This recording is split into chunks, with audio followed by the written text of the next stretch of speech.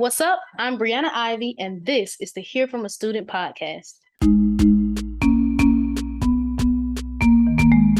Regan, what's up? How's it going? What's up? It's going good. It's a normal Sunday in Milwaukee. Normal is such a strong word for the fact that it's snowing on March 16th, but we can go with that. We can go with that. This is true. This is true. But it's the Midwest, you can never expect Yeah, the weather. I am never prepared for this. But for the people who don't know you, go ahead and introduce yourself. Let us know your name, what you studied in school, where you studied, and when you graduated. Yeah. So, hi, guys. My name is Regan Morton. I went to the Ohio State University and I studied material science and engineering. And I just graduated last May. So, May 2024. Wow. I just want to say I'm very excited for this episode because I've been waiting to interview a material science engineer for a long time, really. But you guys are a rarity. So I'm glad that we met at that Bucks game that fateful day. So Yeah. We are definitely unicorns. yeah, yeah. Definitely. So with that being true, I want you to take me back. Let's go to the past real quick. You're in high school and you got to decide what you want to study and where you want to study. Which one of those things came first? Was it you want to go to Ohio State, or was it I want to study material science engineering? Oh, definitely school first. Definitely. I didn't even know what material science and engineering was from the jump. Okay. So I wasn't squared off about engineering. So I was like, all right, I'm gonna pick the school first and then go from there. When I was doing my college searches, I toured a ton of schools all over this side of the country, and I cared to some extent about the engineering department, but I cared way, way more about the school. I feel like the school is what you take with you, that Yeah. experience, that city, those people, the tradition, as Ohio State says so often. So I knew that I was like, yeah, this is what I'm going to be thinking about on my deathbed. So yeah, school first always. For me, it didn't really matter how good the major was, how well known the engineering department was. Okay. Like if you, at the end of the day, if you hate the school, you Yeah, know, this is um, this is true. yeah, I didn't really even go on like the general or the engineering specific department tours. I just did the general campus and school tours, and I really only cared about if the engineering department was good enough or had some form of a network about it. But Okay. So, and you're from Ohio, right? yeah, Okay, yeah, so it was probably Ohio State like all the time. You guys yeah, play football is very popular, so I can see how the school is the thing. It's like I need to make sure I like it here, and then we'll figure out academics later. exactly. Like So as then, you said, like everyone from Ohio, you're a Buckeye. You're born a yeah, Buckeye. And honestly, I always thought I was going to go to college super, super far away from my home, but I really, don't know. I found the perfect school at a perfect distance. It felt like I was far enough away, but I could also go get a nice meal on the weekends. And yeah, then everything kind of worked out.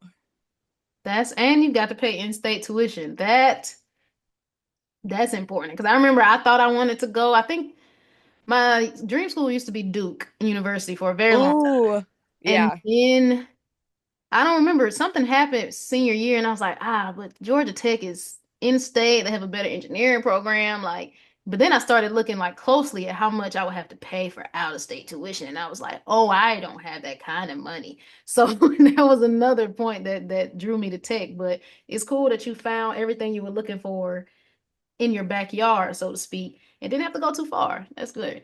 Yeah, exactly. And I always tell people like being smart financially with college is so underrated. Like, do Yes. not put yourself in a ton of debt to go get an engineering degree. Like, I was lucky because Ohio State actually offered me like a full ride scholarship. So that was the other major reason I picked it. But Mhm. I always tell people like try to not go in a ton of debt.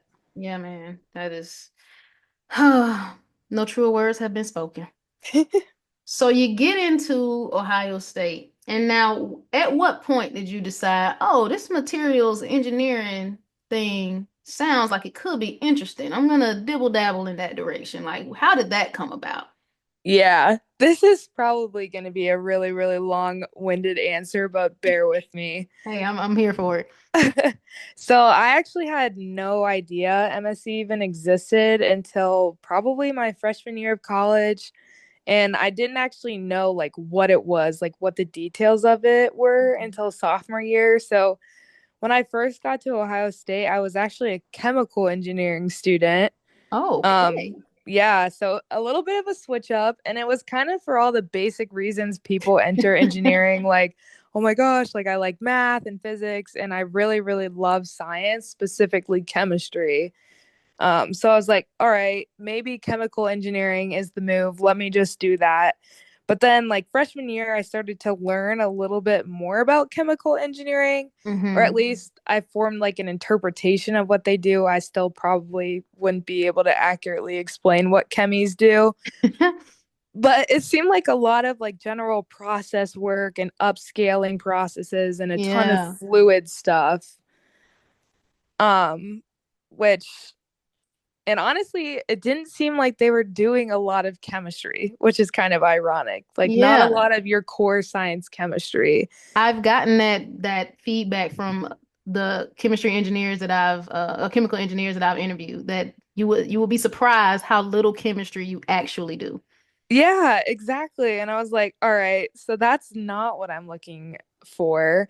And I also talked to a couple of chemies and they were having trouble like finding jobs, or they were finding jobs in plants that were in the middle of nowhere. I don't know. And then the classwork too for them was just a huge beast. So I wasn't really hearing great things. So I started looking into other things. And for me, it was either MSE or BME off rip. I was like, these are still very sciency. Yeah. I feel like they actually do some of the chemistry or the biology work. But then I started diving into MSE specifically, and it had it all. Like it was Hmm. more of a solids focused chemi, which was perfect for me because I didn't really like the fluids portion anyways. Okay. We did a little lab our freshman year in our general engineering course that took you through all the different majors over like a couple of weeks. Mm-hmm. And for the MSE one, I think we had to design like a wind turbine. And a huge component of that was doing material selection for the blades. Like, does it make sense to do carbon fiber or fiberglass or aluminum or a different form of epoxy? And Yeah. I loved it. Like, and material selection is really just scraping the surface of MSE. It doesn't really get into actual materials design or processing or anything. Yeah. But I started scoping out the classes after we did that lab, and I was sold. Like being completely candid, it seemed a little bit easier than chemi or mechie. Although I don't know if that's true. I've had a lot of mechies tell me that MSC 101 was like the hardest class they took, but to each their own. But some of the core MSc classes are like MSc 101 and thermo and structure and characterization, and that just all seemed a lot more interesting to me than some of the chemi classes. Okay. That's very interesting. I've heard actually similar stories for like different majors. Like, oh, I came in this, but then I started getting into this other major and it seemed more interesting, so I switched. MSc is just one that I rarely hear about, but it's very interesting that you took the chem start and pivoted to MSc, which I guess makes sense because I am one of those people that I had to take an elective and it was like a bunch of options. I was like, okay, MSc seems like it was like intro to material science engineering. And I was like, Yeah. okay, this seems like it'll be fine. Um, I suffered, had no fun. Okay, it was so hard. And I was like, Oh why am no. I struggling in this class? And it's not even for my major. Yeah. That's That was that's what all the Mechs were saying at OSU too. And I'm like, dang, like, cause I could never take the Mechie like 101 class, I feel like. I mean, yeah, so you get into all the classes, and I know for me that one class I took, it was literally like, I don't know, like molecule structure and crystalline structure. And I was like, Yeah. want to never hear these words again. But you took the intro class and you was like, oh no, I love this. What other types of things did you learn as an MSE major? Yeah. Let me think about that.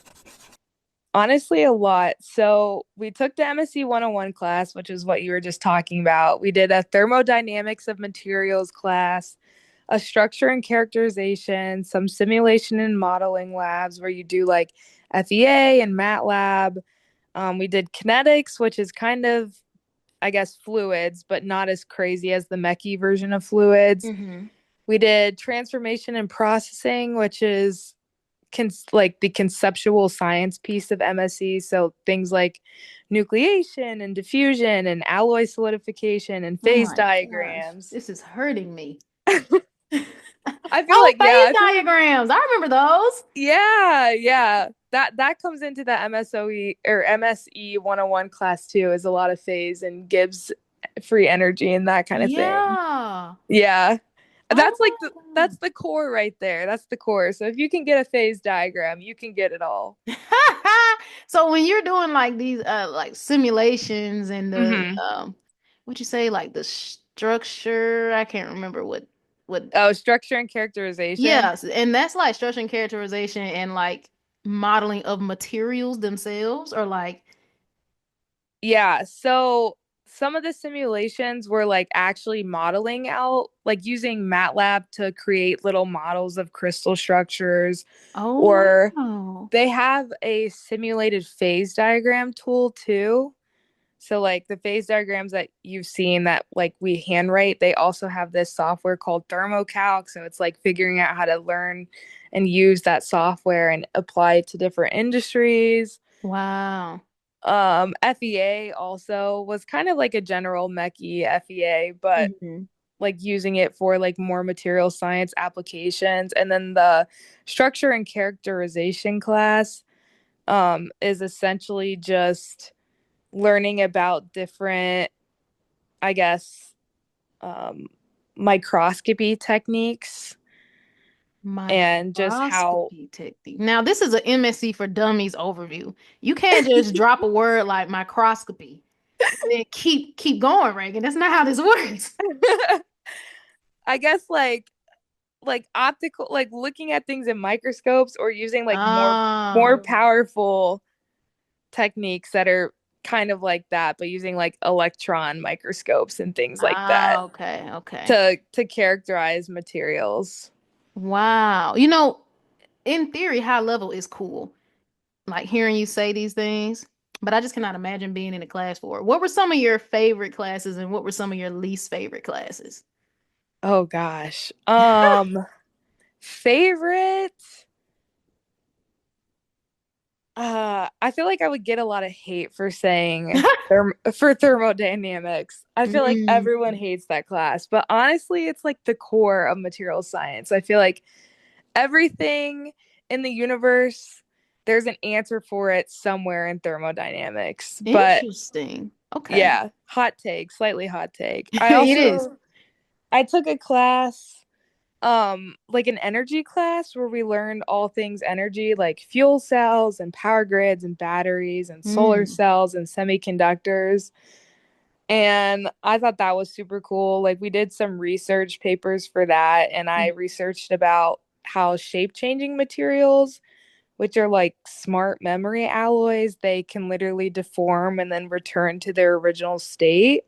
And like during that process, they can hold on to energy and shift the heat flux. So I learned a little bit about those. That's And really cool. yeah, right. And then tried to see how I could put that in a form of a battery as like a thermal management system. Um, Wow. yeah, I should have trademarked that, right? Or wrote Yeah. something. Like if someone does something with that idea, put me on the founders list. Yeah, and then I also wrote something about using like new materials for wind turbine blades because the what they're using currently can't be recycled. So those giant blades are Mm, just sitting in like landfills right yeah. now. But I also, let's see, favorite classes. I also did some lab classes that I really, really loved. with one of my favorite humans in this world. Shout out Dr. Elvin Beach. Shout out Dr. He Beach. yeah, he held down the MSc department at OSU and has like played such a big role in my life from a mentorship perspective. But Wonderful. we did really, really hands-on things in those labs. We did metallography, which is just like the mounting and polishing and looking under a microscope. We did like cold rolling and hot rolling, which are just common like metal processing practices. Mm. We did corrosion studies. We made fuel cell end plates using vacuum assisted resin transfer molding. We did 3D printing. We literally made piezoelectric crystals Oh, that's from, fun. yeah, from common household materials, which, if you don't know what a piezo is, they just produce a charge when they're stressed. Mm-hmm. But yeah, That I so did some, know. yeah, see? Okay, EE. Wow. Okay. Wow. Okay. It's interesting to learn what else you can learn after you get through the crystalline structure class, because Right. that had me out of here, but it gets so much so much more interesting after that. Yeah, it gets niche. Yeah. What about some of your least favorite classes? Classes you were like, most people that thermodynamics is on their least favorite class list. So Yeah, it's I was about to interesting from say. a MSE perspective that it's your favorite class or one of And them. I would say a lot of my fellow MSc people would say thermodynamics, but as I said, I loved it. I think it's the building block. But my true answer for this one would probably actually, ironically, because you just talked about it, would be the crystallinity portion of structures and characterization. Yeah. How is Yeah. that your least favorite when it's the base when it's the first class? Well, I feel like it, like the building blocks, the lattice structures, like that all is Hmm. fine. The basic like crystallinity stuff, I'm good with that.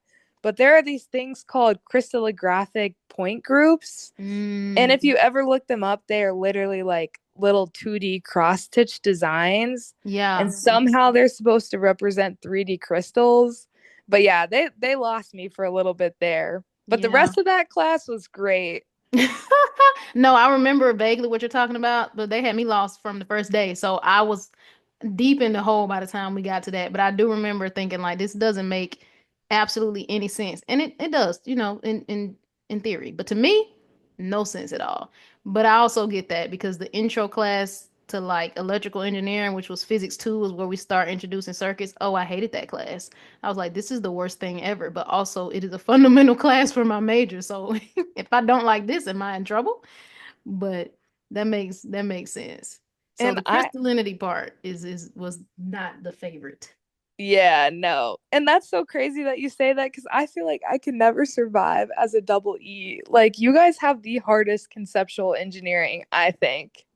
I've been told this, and I could agree. It's just so much, so much. I don't know though, but MSC, I was gonna say double E is so much of the stuff that you can't see, but MSC is also.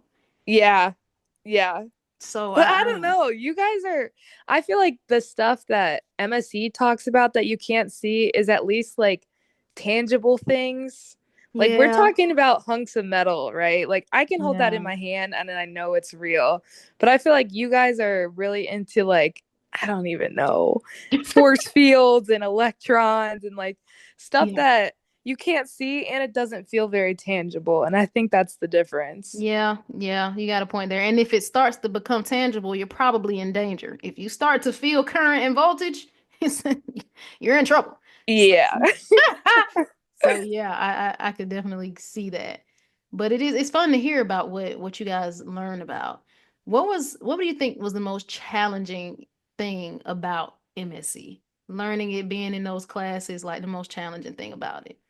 Yeah. Uh Perfect segue because we just talked about this, but I feel like a lot of people would say it's how conceptual and anatomical things are. Mm-hmm. But I was always like really, really good at being able to picture that stuff for the most part, which is also probably what made me love chemistry so much. Oh, okay. So for me personally, that probably wouldn't be the most challenging thing, but for most other people, I would say. Mm-hmm. But I guess my real answer would be how interdisciplinary it can get. Oh. Like I feel like to be a really, really good material scientist, you have to know a little bit, or I guess a lot about everything, and you have to be able to bridge past information and be more of a generalist, which is like a huge part of it. Like a good material scientist can learn the basics about something brand new really, really quickly and then connect it to something that they learned in the past. Hmm. Interesting. Okay. When you're talking about thermodynamics, is it, I didn't have to take thermodynamics. So from my understanding, it was about heat moving through a system. Is that specific to MSE, like when you took it, or was it still like heat moving through a system through the lens of a material, or was it like, how did that class go as it related to MSE? Yeah, that's a good question. So I feel like when I think of thermodynamics, I'm thinking of like equilibrium, like what systems Oh. do to get into equilibrium states. And a lot of that has to do with like this concept of Gibbs free energy, Mm-hmm. which you want to like minimize. But like heat moving through material is more of a heat transfer class, but I guess it also is involved in a little bit of thermodynamics because it's like, okay, like why does heat want to travel through material this way? Well, it all goes back to thermo, which is why I was kind of saying like it's the basis of everything. But really, fundamentally, thermo is like what is getting systems into equilibrium, or like why systems sit in a certain state. And it's because it's in that low pocket of energy. Okay, that makes sense. Yeah, I probably just mixed up heat transfer and thermodynamics, but that's okay because I never had to take either one of them, so I just learned through other people. Uh, Yeah, they're so overlapped too. Like everything is so overlapped that yeah. it can essentially be the same class anyways. Okay. What did you mentioned labs? Were labs and projects essentially the same thing, like in your academic structure, or were they two different things? We did a lot of both. Okay. What did projects look like? Um, so okay, let me think of my favorite project that I did was an aluminum alloy design competition where Ooh. yeah, we were tasked with literally creating an alloy from scratch, and we were trying to get an alloy that had the best strength, conductivity, and cannot speak, and elongation. Okay. Which, if you know anything about materials, you know that these are conflicting properties. Like Mm-hmm. elongation and strength tend to not play well with each other. Yeah. Um, and so we actually determined like what we wanted in our aluminum.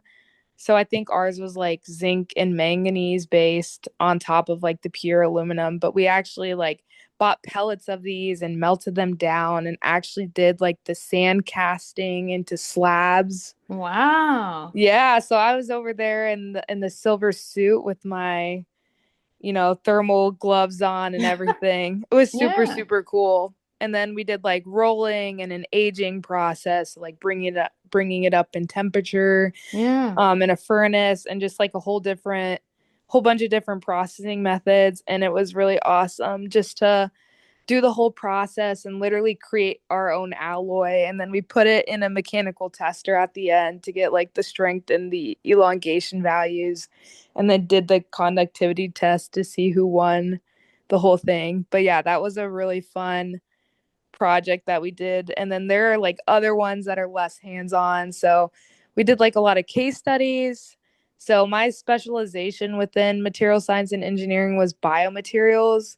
So Oh. like, yeah, so super cool overlap there kind of, and how I kind of ended up coming to like the healthcare side of things. But Hmm. they would give us like patient profiles and like a real implanted product that failed, and we would have to try to figure out like why it failed and then design a new thing or have a new design for the patient. Yeah. And then I guess another big one was my capstone project, Hmm. where I worked on building an in vacuum laser welder for NASA. which was Wow. really, really cool. Yeah. So and that one was actually tested. So part of my capstone team, I think like 3 out of the 5 of us, and not me because I don't feel like doing backflips on an airplane, but they literally put the laser welder into one of those zero gravity planes and was able to do like a full simulation on it. But it was super cool. Wow. So a laser welder, Uh huh. and we're talking about materials. How does the materials part connect to the laser welder? Yeah. So at Ohio State, our material science and our welding engineering go like hand in hand. So I Mm, think Ohio State has one out of the only two in the nation ABET accredited welding engineering programs. wow. So shout out to them. But Yeah, like, plug your school, girl. yeah, yeah. Shout out welding engineers. We love you. We need you. Underrated. Yeah. But yeah, they go hand in hand because welding is just essentially the joining of two materials or Hmm. more. So it's a lot of like understanding how the heat input from welding affects materials and their properties and their strengths and everything after the welding is done. So like we were doing like test pieces on the welder, which is like the welding side of things, and then using like material science to actually like look at those welds. So doing like the metallography and then Hmm. assessing some of like the material structure to see what that heat input did and what the structure looks like now. But that's how I ended up in the weld space because that's literally what I do now is work on laser welding stuff. So Didn't know that. yeah, yeah. Wow. Okay, we're gonna get into that. You did some really cool projects. You are shedding new light on what it means to be a material science engineer because these things, I feel like when you say them, it's like, oh, that makes sense because it's, two materials joining together. Like some of the other examples you gave, it's like, oh, this makes sense because the material part is so important. But I feel like we just don't think about how important it is. When you talk about implantables and stuff like that, like materials are so important, but I feel like they're underrated. Just like welding engineering is underrated, I feel like the thought about materials is underrated until it comes up or until there's a problem, and then it's like, oh, this is like I remember at work there was like a incident where there was a failure, but it was because two materials were conflicting like in the design. And it's like, oh, I would have never Yeah. thought about that.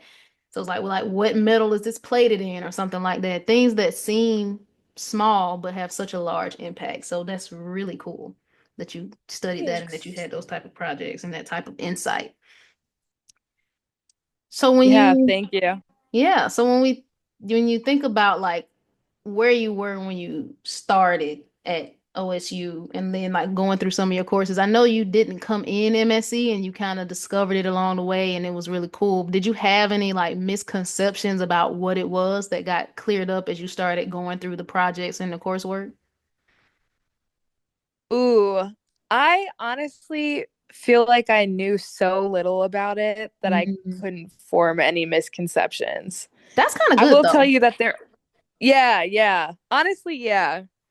I feel like there's so many things in life that you hear about them and they like scare you away from them, Yeah. you know? So I'm glad that that didn't happen with my college experience. There are like misconceptions in the industry world though, but that's a whole nother ball game. Yeah, I mean, if you want to touch on a couple. Yeah. So I feel like a lot of people when they think material science, a lot of people just don't know what to expect.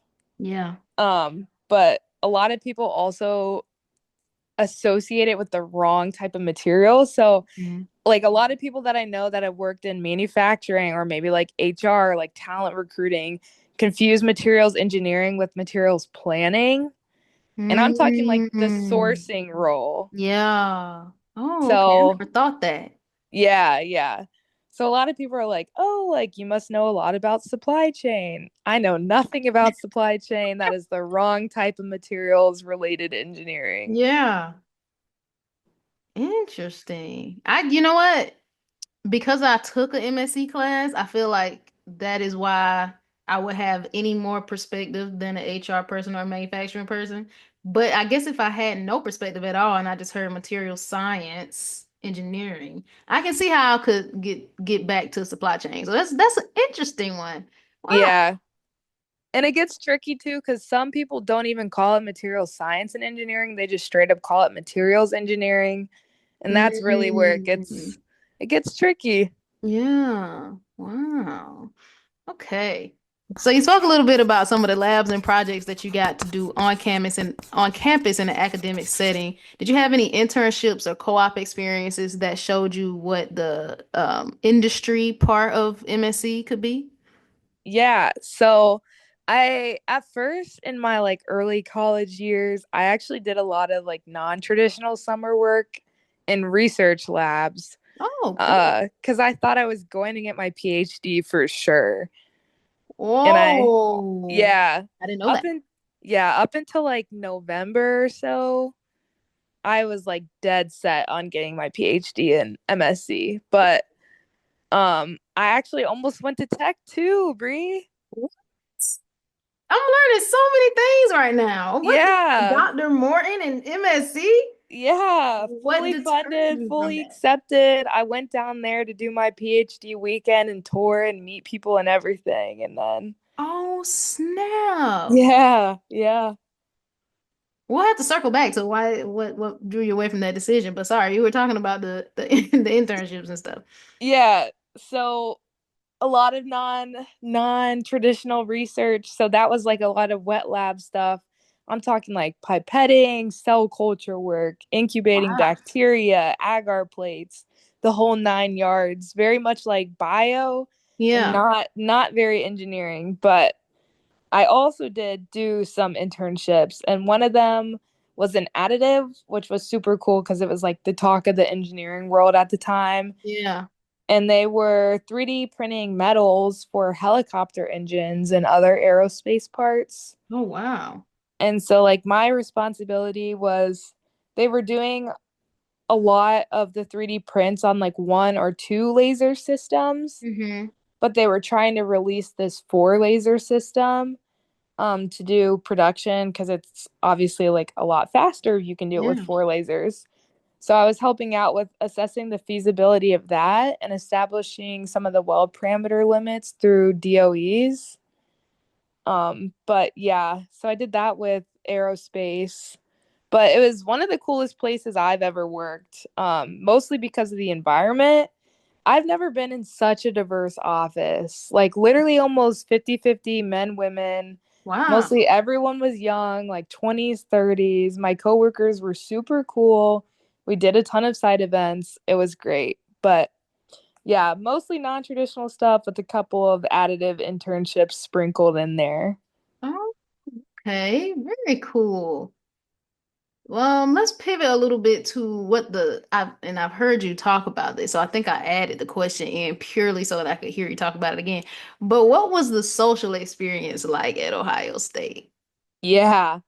I I love Ohio State so much. I miss it literally every day.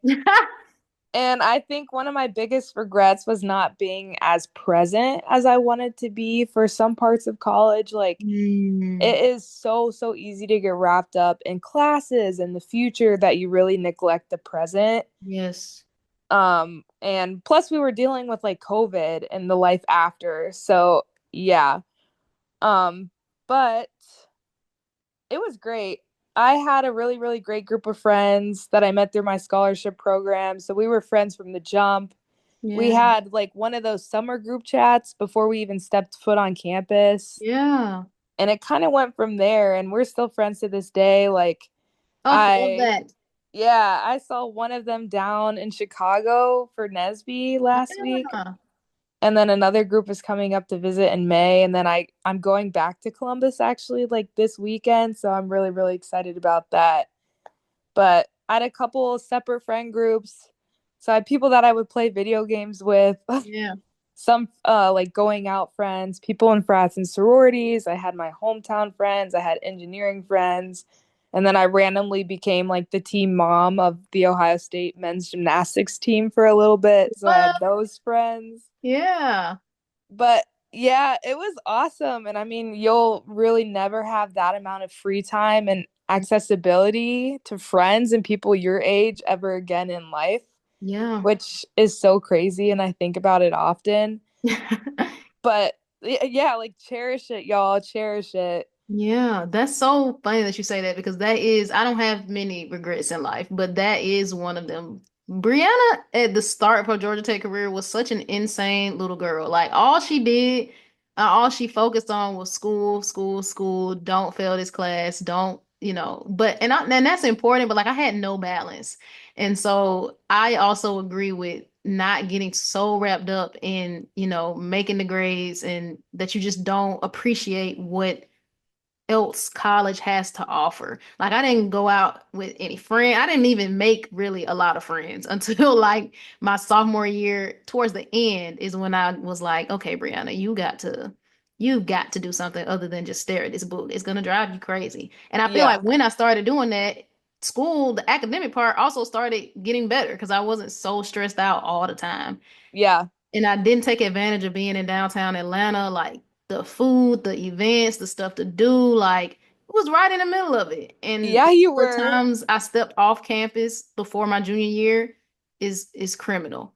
But Mm-hmm. I always shout out my friends. I had two really good friends that went to Spelman and Morehouse, which are HBCUs down the street from Georgia Tech, and they started getting me off campus and like learning to enjoy college more. So I always have to second that when people say, be present in college, because there will never be. I told somebody when we were in NSBE, I was like, they would ask me about my college experience, and I was like, you will never have anything like that experience ever again. So Yeah. take full it. And I know in the moment it feels so stressful because it's like, I gotta graduate, I gotta get a job, I gotta stay on top of my grades and my orgs or whatever. But like when you really take a step back and look at where you are, who you're with, you're not gonna have nothing like that again. Mm-hmm. So I very much second that motion. And when you're there, you almost wish it away. Yeah. It's crazy. And if I could go back and I could like grab my sophomore year self by the shoulders and like shake me, I'd be like, Yes. listen, like in 5 years, you're gonna be looking back on this and being like, dang, like I wish that I was just locked in, like right here, living in the moment. But yeah. And what you're Yeah. saying about the city too, like go out and experience it. I like college campuses can be a little bit of a bubble, but like Yes. really pushing yourself to try something new every single day is what makes life so fun and so different every day. So Columbus, I also ended up falling in love with, which is crazy because I hated it at first. But Yeah. The way yeah, you talk about yeah, it now, I would have never imagined you hated it.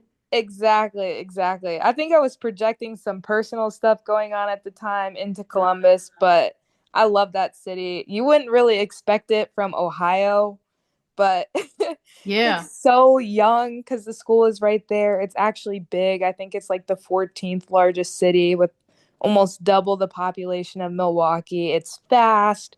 There's great food and bar and like a mini club scene. It's Wow. also like really diverse, which I think is kind of the opposite of Milwaukee. I'm talking like young black professionals, everyone is everywhere, Yeah. and like the black community at Ohio State specifically is so tight knit. Mm-hmm. And for such a big school, I would say it's easy to make it feel so small. Yeah.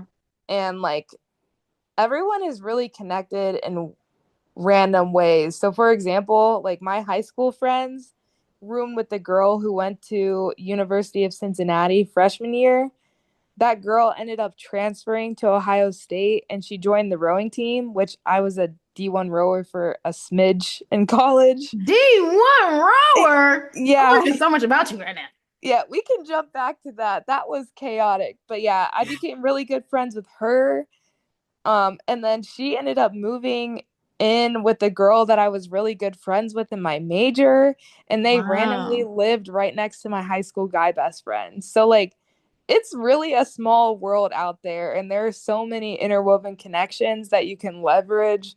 But like the social experience at any school is kind of a you get what you put in type It of is what you make scenario. it. Yeah, exactly.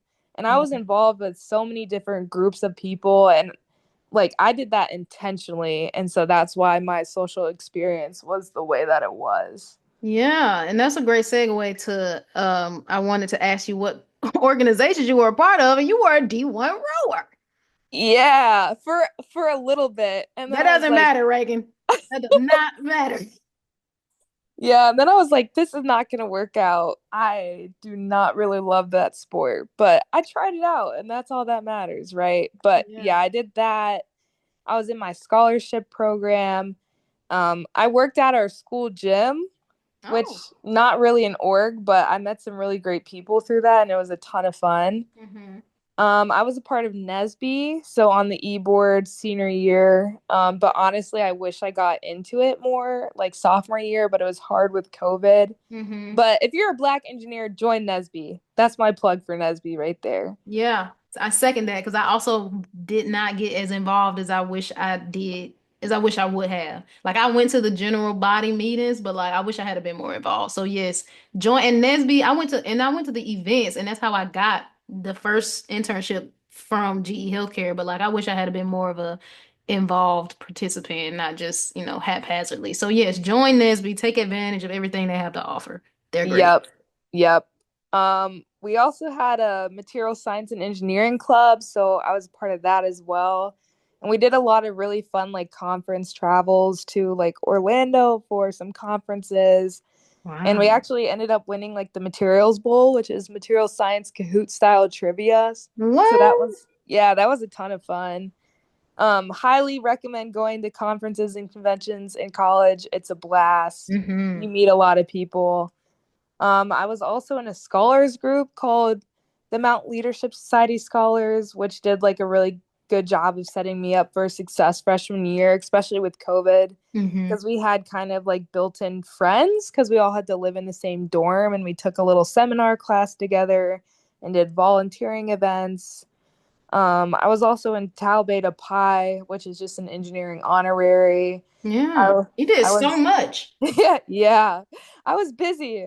I did engineering ambassadors, so like doing the little tours, Hmm. which was so fun and helped me like public speaking and Yeah, made me fall in love with recruiting. Um, yeah. but yeah, um, you never know who you're gonna meet, what resources you are going to receive. Everything about joining different orgs, different clubs makes all the difference. And it also made saying goodbye senior year really, really hard, which Yeah, in my eyes is a really good problem to have. yeah, very true. Let me tell you something. I was like, get me out of here. And it rained on my graduation day. That was crazy. Oh no. Yeah. It was a good day, but it was very much on brand for my experience at Georgia Tech. Like, yes, let it rain on graduation day. But there were highs and lows, as is everything in life. Yep. Before we pivot to the next segment of questions, what do you think college taught you about yourself, and what do you wish someone would have told you about college before you started? Who? Um, as for me, college was as much of an educational experience as it was a spiritual experience. Hmm. College taught me myself. Like Hmm. that 4 years really got me in tune with myself. And then the jump you make from 18 to 22 or Yeah. however old you are when you start versus when you finish is insane. Like it's a complete rebranding for a lot of people. I feel Yeah. like it was for me too. Yeah. Yeah.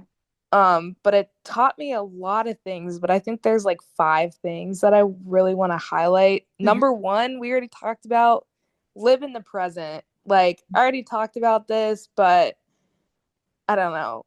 I was so obsessed freshman and sophomore year with my future and what it was going Mhm. to look like, which, like, yeah, that's important. Don't get me wrong. But it took so much away from the present. And I wasn't really digesting what was right in front of me. Right. So, like, when you get to senior year and that happens, you're like, holy, where did all the time go? Right. So, yeah, slow down. Don't go through all the motions. Just like really stop, live, be there, be attentive. all of those things. Number two is being vocal. Mm, Closed mouths do not get fed. I live on true. that. If you want something, go get it. And a really large part of that is being vocal about it, being able to communicate what you want, being able to advocate for yourself and stand up for yourself. Mm-hmm. Number three, take feedback. I love feedback. I ask for it constantly from bosses, from friends. I have no problem taking feedback, even like the constructive comments. And honestly, it might be hard to hear, but you know what's worse than hearing hard feedback? It's not hearing any feedback at all and Mm-hmm. continuing to do something that's not optimal or upsetting others or just Yeah. having your blinders on because you don't even realize it's something that you're doing. So, yeah, ask for feedback. It makes you 100 times more self aware. It lets you grow as a human, as an engineer, as a friend. Mm-hmm. Number four, and this is something that I literally wanted to tattoo on my body because I feel so passionately about it. It's give yourself grace. Come on. This became like my motto sophomore or junior year. I'm not even gonna lie, I was going through like hell those 2 years because of Mm-hmm. like personal stuff. But like we are all humans, we're all so far from perfect. Mm-hmm. I used to be a perfectionist, Brie. Like I was the kid that got upset when I got a B on a test. Yeah, same. Yeah. And I was the kid that graduated college with a 3.97 and I was upset that I didn't get a 4.0. Like that is so stupid and such an energy depleter because as humans we are all inherently imperfect. Mm-hmm. So like giving yourself grace and being kind to yourself is so big. And then the last one is failure. I I don't know, fail often, fail early. Failures are so necessary, and you learn more through failure than you do through success very often. Yeah. And my senior year, in my failure analysis class, our professor, again, Dr. Beach, because he was holding down the department, Shout out Dr. Beach. he gave us a book um, to read about failures. It was called To Engineer is Human. And it was about how failure and engineering and humanity are so intertwined. And it was kind of his parting message for us before we went off into the real world, which is so wholesome. Mm-hmm. But it was we should be okay with failure. It's hard. Like no one wants to fail. You don't want to be the new student or the new intern or the new hire in the office Mm-hmm. constantly failing. But that's literally life. Like you are going to fail. You have to expect to fail to some degree. And other people are also going to expect you to fail to some degree. Mm-hmm. But it's really all about how you learn, what you learn, and then how you pick yourself up after that. But yeah, those are my tidbits for what college taught me about myself. But yeah, I think Wow. there. Did you ask a second question? I feel like Like, that is the second question was, well, what do you wish someone would have told you before you started college? But I feel like oh yeah. those answered Honestly, that question. yeah, it was the slowing down and then the connections and networking, I think would be the only add-on for that Yeah. question. First of Um all, that was I'm sitting here like mentally agreeing with everything that you're saying. So, thanks. yeah, because that's so good. Because you just, first of all, to give yourself grace, I just relate so strongly to because I feel like we were probably the same freshman year and sophomore year. Yeah. It was just so like I had a friend that I went to high school with. I call her like my spirit animal because we went to the same elementary, middle, high school, and college, and then we both Aw. to the Midwest. And I remember when I first got the text, she would like try to invite me, like not even to like crazy stuff. Like she invited me to parties, but she also invited me like, hey, we're, going to play volleyball or soccer or just fun stuff to try to get me because she already knew like probably what I was going through. But I Mhm. just could not separate myself from anything that was not studying or homework or lab. And it's just so detrimental to your well-being Yeah. be that way. And so the giving yourself grace kind of in my mind like goes along with the failure part. Like give yourself grace to figure it out. Give yourself grace to make a B or C or sometimes an F on that test because you just didn't know. Like as long as you're learning and you're getting better and you're improving, like you can never be perfect, but giving yourself grace to figure it out, especially as a freshman. Like you've never done college before. There's nobody telling you to do your homework. There's nobody chasing you down to get that assignment like they were in high school. There's nobody telling you to wash your clothes. You do it or you don't, you know? Preach, It's like the preach. first time you're experiencing all these new things at one time, but you're being so hard on yourself about something you've never done before. Yep, And yep, it's not good for you and it's not healthy. So I'm glad that you echo those things because I feel like we need to hear them often, even today where we are like, starting the new rotations or taking on new responsibilities, like things are new and you should give yourself grace to figure them out. And if you fail, like you said, fail fast, fail early, and learn from it. And like yep. that is the best way to go about life because it's inevitable. What did Thanos say? I am inevitable. Failure is inevitable. So I'm really glad you echoed those 5 points. That was just phenomenal. Oh, that was good. I'm Thank touched. you. Thanks. That's the Okay. goal, right? Yeah. Okay. We're gonna pivot a little bit into some questions that will hopefully make you use your imagination a little bit more. Let's do it. If you could take all of your knowledge as an MSC major into a fictional universe and replace a character, who would you choose and why? Oh, um, for me, let's Hmm. do Iron Man. Oh, Iron this is a Man good one. or Riri and Shuri from Black Panther. Hey, come on. That's a Uh-huh. great answer. And I'm not saying that I could build the Iron Man or the Ironheart suit, but I definitely want to crack at it. Yeah. Oh, oh, that's good. I That feel is like amazing. I think in the second Black Panther movie, there was like literally this video segment somewhere in the movie of Riri like welding or Yes.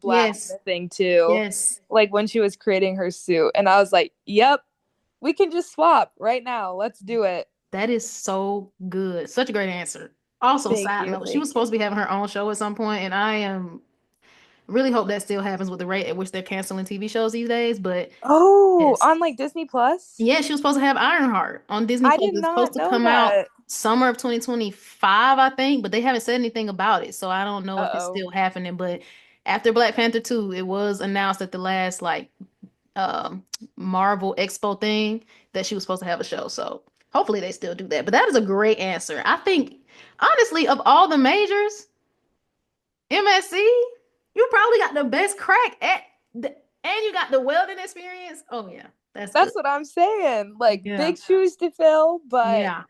if I can fill the shoes, that would be fun too. Like Yeah. just chilling with the Avengers. Come on now. Yeah, that's great. 10 out of 10. Also, side note, who's your favorite Avenger? Ooh. Um God, that's such a hard question. I'm gonna say Thor. Oh, I'm gonna He assume you mean Infinity War Thor and I not mean Endgame Thor. Ragnarok Thor. Ragnar, and that's good too. Okay, that's great. All right, moving on. If you were working for Webster's Dictionary and they came to you, they said, Reagan, we really need you to write the definition of a material science engineer. What would you write? Oh gosh.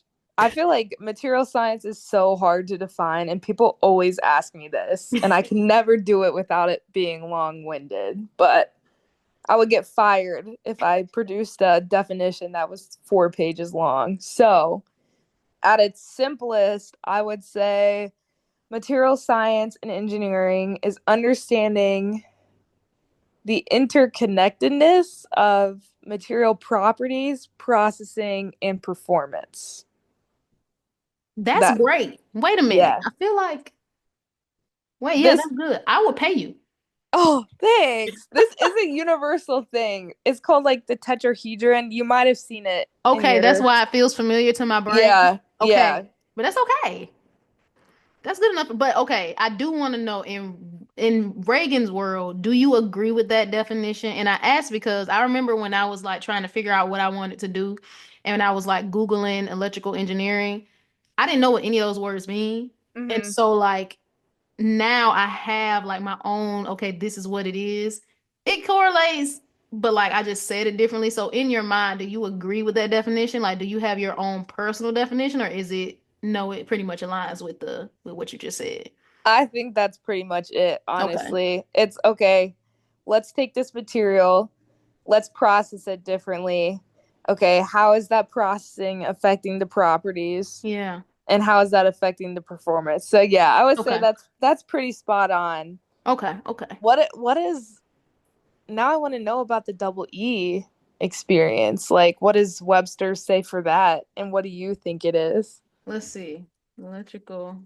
I will entertain you until I get to the point where I don't have a good answer. Electrical engineering.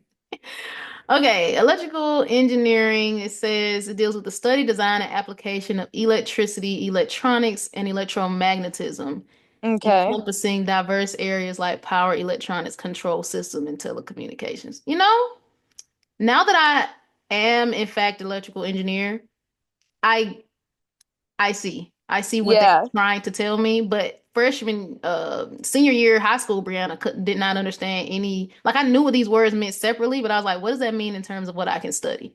right, right. But having gone through all of the, you know, college courses and now being an electrical engineer, it is the study, design, and application of anything that uses electricity, electronics. So like anything that needs power through it, current, voltage, you need something to turn on, make it work. It is pretty much that. So wow, that's pretty good. So they did know So what they were talking about this whole time. yeah, so cool. You Yeah. guys have the coolest major. I'll It's put you it. know, it's pretty cool. It is pretty cool. It's kind of like I don't know. You learn about like you said something so intangible, but we see the evidence of it every, Yeah. you know? So yeah, it is pretty cool. Now I have to get back to my questions because I went all to Google to Google that. Shout out to electrical engineers everywhere and Yes, MSEs shout out. everywhere. If you were putting together a super team of STEM majors, you are Nick Fury in this world. Uh-huh. What would you say is the superpower of an MSE? Like, what do you think is very unique about their perspective? Ooh. Probably being able to contribute no matter what the project is. Okay. Right? Like you might have some STEM projects that are like or that you might think are like 99% mechanical, like I don't know, design a prosthetic, or maybe Mm-hmm. something that you might think is 99% electrical, like design a circuit board, but at the basis of everything is some element of material science. So Yeah. yeah, I would say being able to contribute to anything, any project, and then also being able to think on that atomic level. Yeah. Oh, that's pretty cool. I feel like the atomic level is in my opinion like the coolest part of what you said because I was not I hated chemistry. It was the hardest class I took at Georgia Tech and I took a lot of electrical engineering classes at Georgia. I took electromagnetism, I took all the electrical stuff, but chemistry it was something about that chemistry that I was like, this is hard. So being able to think at an anatomical level and like envision things like you were talking about the crystalline structure earlier and stuff like that, and then how that translates to material properties, and then how that translates to characteristics of like a actual thing that we can put our hands on and touch and see. I think that's really cool. If you were talking to a room full of, let's say, college sophomores or juniors studying any STEM major, what would you tell them is a skill that you think all STEM majors should have? Whew. At the high level, I think my answer would be something generic like problem solving or critical Mm-hmm. thinking skills. But if I had to give you one specific skill, Mm-hmm.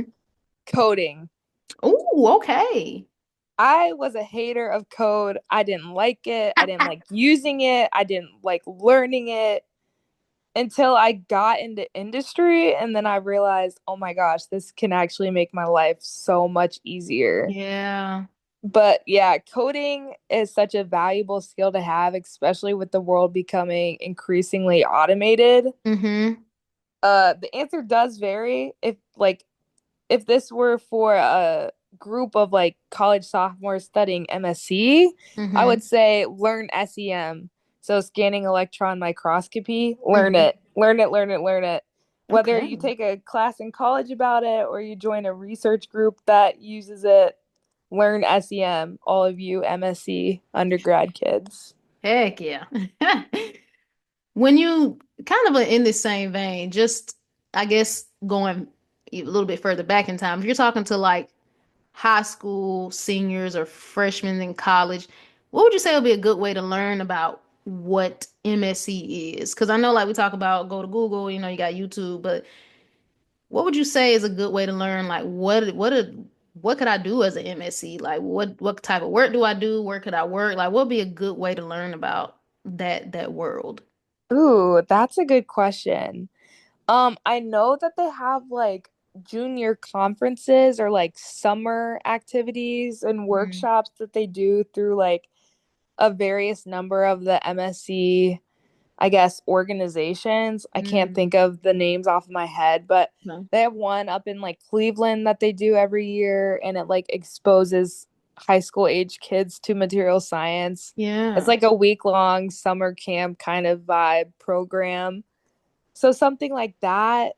I think people also do sometimes like junior, I guess, high school like summer internships. Mm-hmm. So trying to get into that realm, I'm sure there's some material science ones out there that exist. I've heard of like little high school engineering internships. Mm-hmm.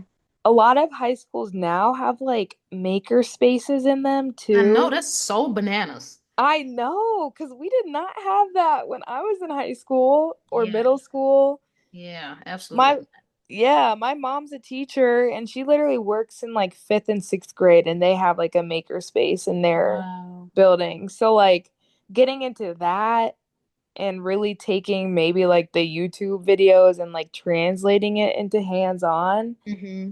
But yeah, it's definitely one of the harder things to get exposure to earlier on, but they're out there. Yeah. Okay, those are great answers. All right, last question in this segment. In 10 seconds or less, watching somebody study MSc. Who um if you want a major that offers smaller classes and like a tight knit family dinner table type of environment in school, but also has endless professional opportunities in all sectors and industries. Or if you're an engineer that's really wanting to be a scientist. Well, that was great. Thanks. I don't know if it was 10 seconds or less, but it was a great plug. Yeah, I was gonna say that might have been at least 20, but I tried. I'm a Yeah, little wordy if you can't tell. that's okay. So we walked all the way through your how you decided MSc, through college, some of your college experiences. Now you graduate, congratulations. And it's time for you, well, probably even before you graduate, it's time for you to start figuring out where you want to go post Ohio State University. Yep. What kind of career opportunities were you like looking for? Were you researching? Like what were you hoping to do post graduation? Yeah. So I guess, well, at first I thought I was gonna go to get my PhD, so that was a whole avenue.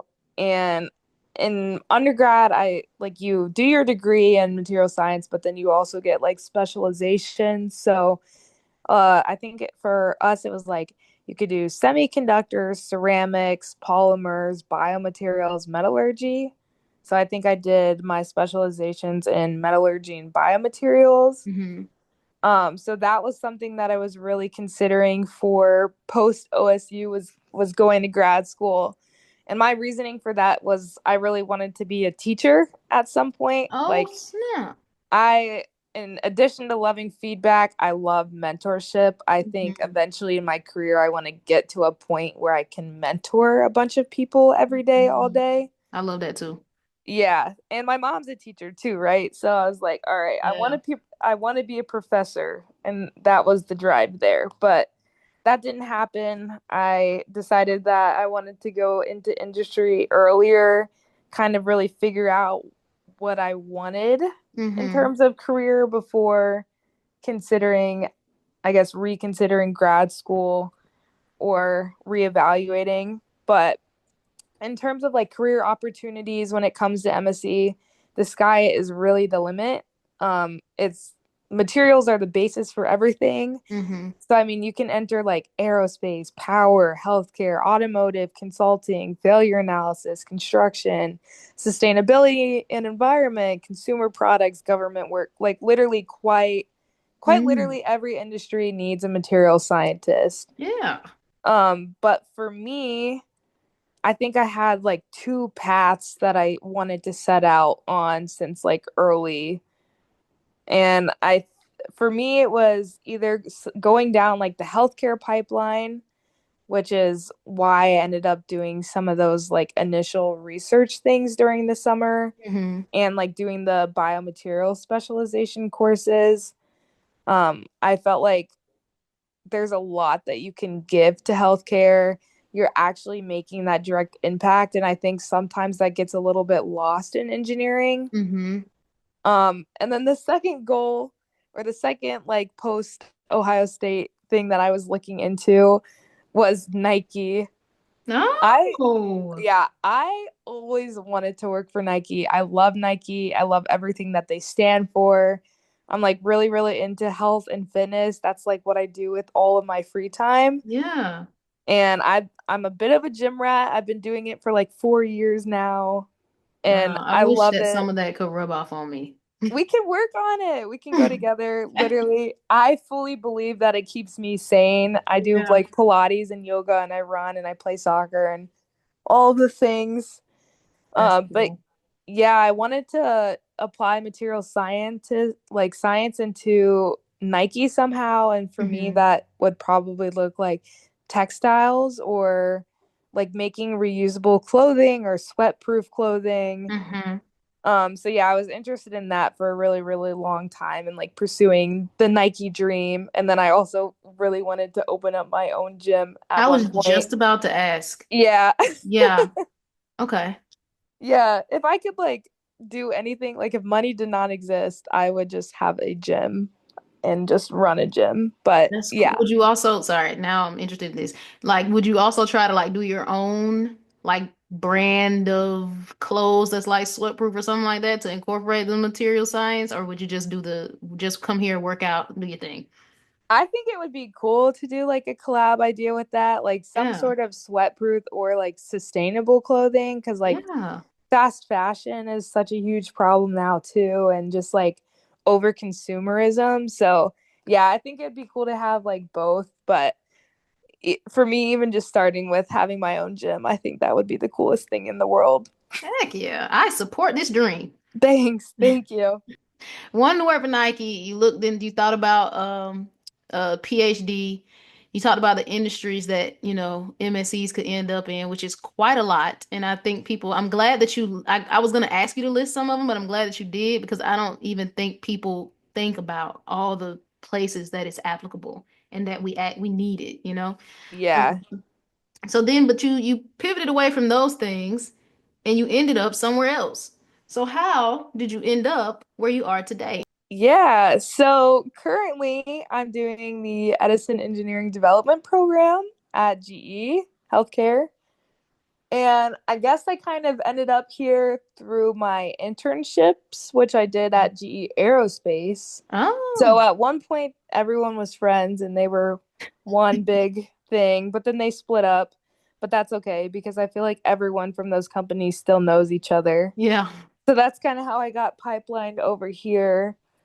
Um, but I thought about sticking with aerospace, but I really, really liked the mission and the values of healthcare. Yeah. And it kind of went along with like biomaterial specialization and just why I was so intrigued by biomaterials in medicine to begin with. Hmm. At one point in my life, I wanted to be a doctor. Fun fact. And then I went into a cadaver lab for like my honors anatomy class in high school, and that dream was quickly crushed. So then I said, okay, maybe not a doctor, but let me Yeah. get as close as I can through engineering. Yeah.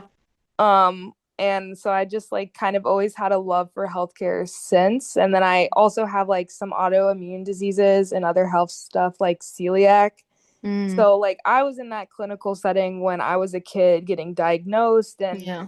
it was just something that I gravitated towards, and I wanted to give back to Hmm. someone that was having that similar experience. And then of course like finding out about the disparities in healthcare, like the Black maternal mortality rate and Yeah. like stuff like that really really sat with my soul. Mm, And I was like, okay, I want to be involved in this space. Let me contribute here. And I wasn't really sure what that was going to look like, but I just knew that I wanted to be in some form of clinical setting. yeah. So I guess that's kind of what drew me to healthcare over like aerospace. And then also, I really wanted to move after Mm, college.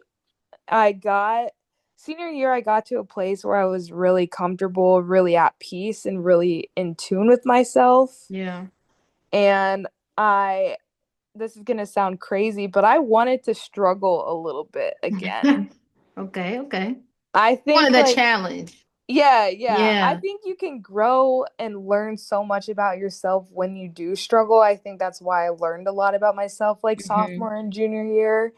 And I wanted that again. Like, I felt like I was becoming a little bit too stagnant and comfortable. So I Yeah. was like, all right, let me just move to Milwaukee where no one that I've ever met has ever moved and Yeah. just see how it goes. And I don't regret it at all. I don't love Milwaukee, but Yeah. like it's taught me a lot about being by myself, being independent. It's forced me to like go out of my way to make friends, which is Yeah. not something you have to do in college. So Hmm.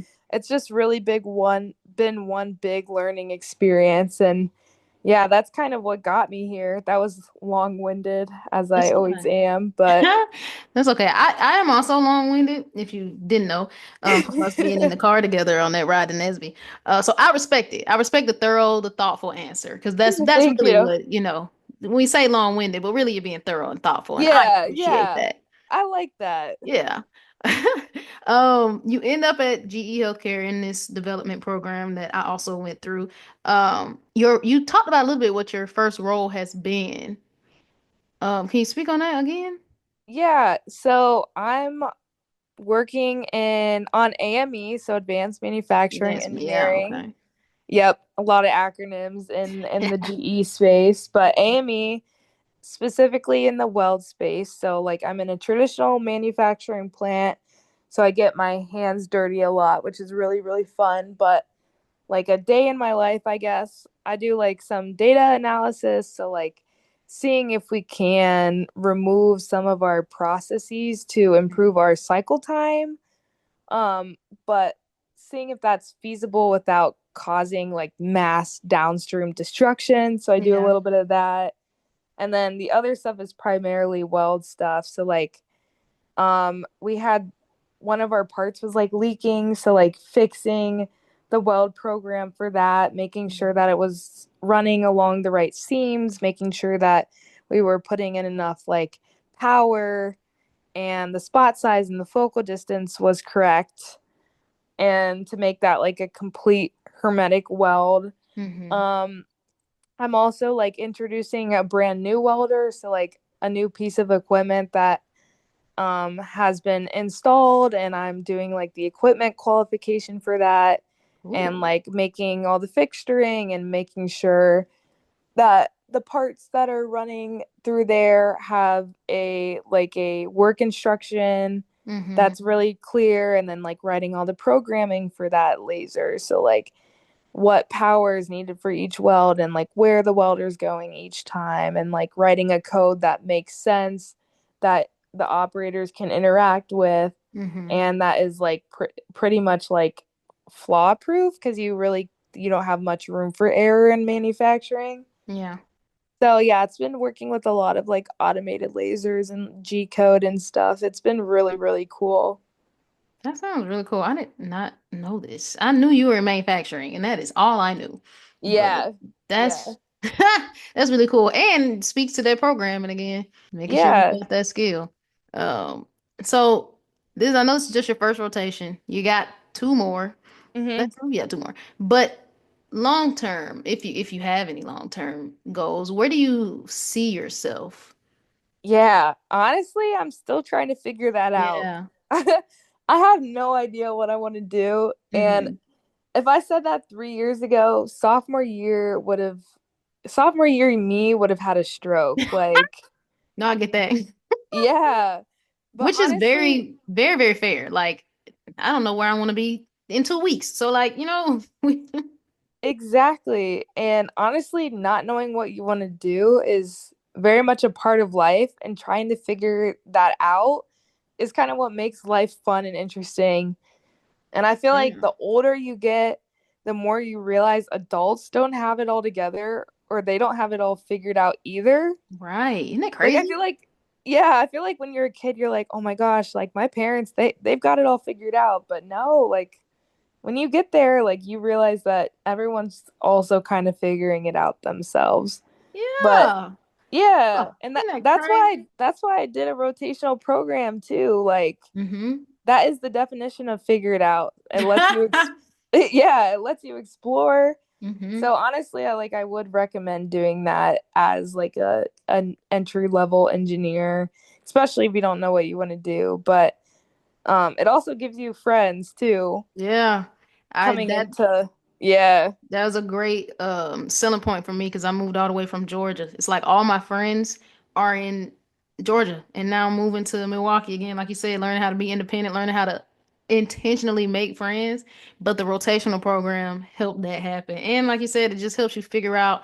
I have no idea what I wanted to do coming out of undergrad. I'm still learning what I wanted to do, what I want to do. But having the rotational program just lets you figure it out, which is really great.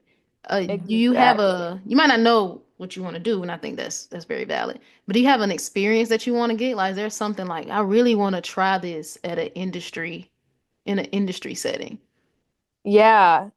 I feel like at some point I want to try overseeing a team and Mm. like being like some form of a manager. The people person in me wants to try that at Yeah. least. I don't know if I'll be any good at it, but I think at some point I have to be like, yeah, at least I tried. Yeah. But right now, in terms of like what my dream job is, I'm keeping my perception of that wide open and slowly trying to get different things, different kernels of ideas of what I like and don't like. But Yeah. yeah, that's my only solid answer there is Yeah. some form of people person manager type role. Otherwise, no idea.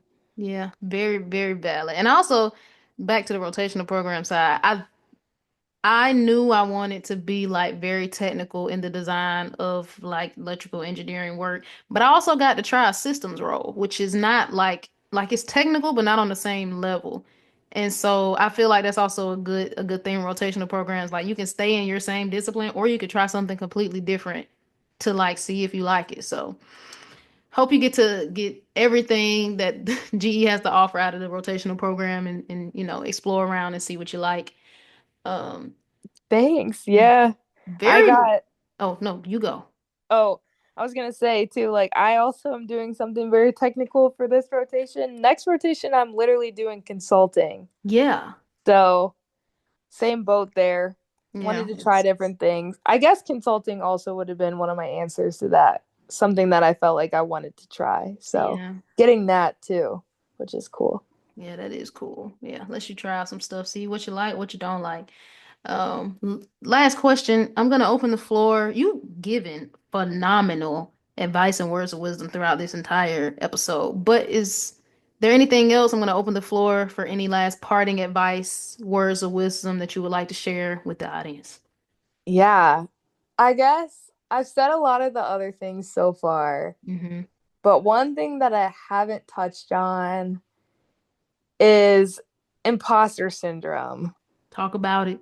Yeah, imposter syndrome might try to eat you alive. It might. Don't let it.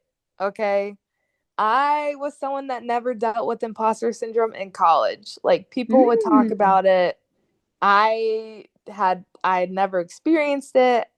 I didn't really know what it meant. I don't know. I just was lucky enough to kind of I guess, be the one that people turn to in college, if that Mm-hmm. makes sense. Makes sense. But yeah, I never had that. But then when I got into my first job, I was like, oh my gosh, this is what people were experiencing. Yeah.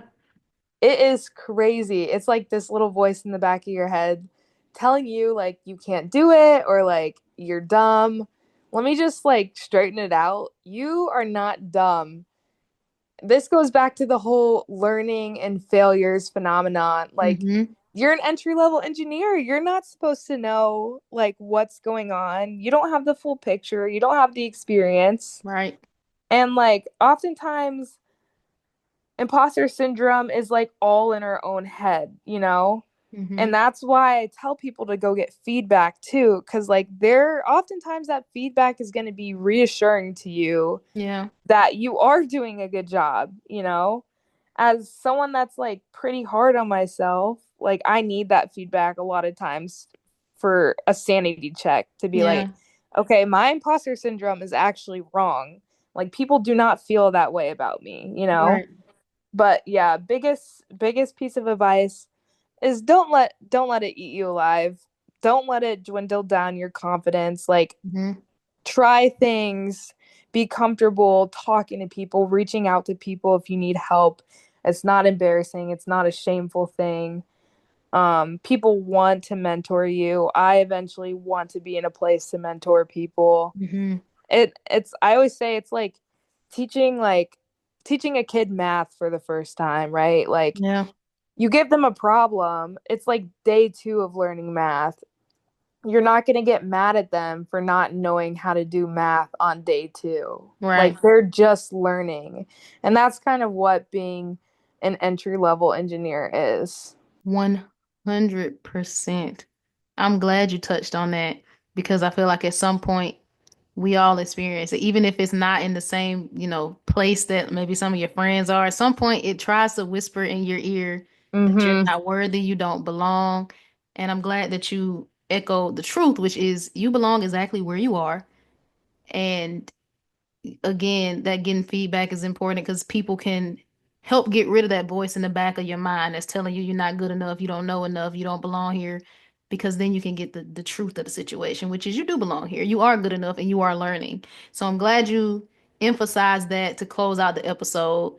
Reagan, thank you so much for joining me today. You have just dropped so much knowledge on what it means to be an MSc and some great life tips in general, not just for college and not just for high school or the working world, but just like in life in general. So thank you so much. I'm so glad to have had you on today. Yeah, thank you so much. Thanks for having me. Thanks for letting me plug material science, Ohio State, all Heck of the yeah. things. You're a great host. We Oh, love our fellow Edisons, our fellow G Tech baddies. absolutely. Thanks so much, Reagan.